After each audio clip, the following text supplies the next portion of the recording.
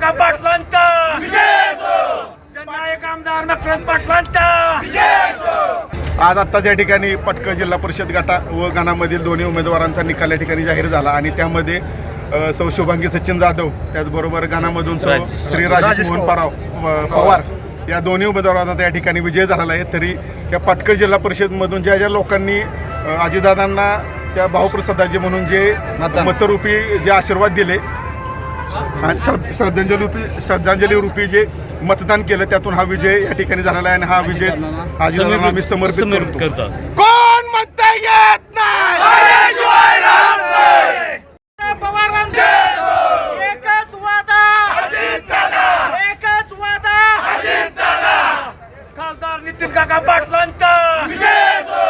जननायक आमदार नकरत पाटलांचा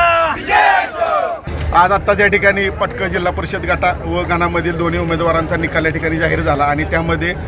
सौ शुभांगी सचिन जाधव त्याचबरोबर गणामधून श्री राजेश मोहन पवार या दोन्ही उमेदवारांचा या ठिकाणी विजय झालेला आहे. तरी या पटकळ जिल्हा परिषदमधून ज्या ज्या लोकांनी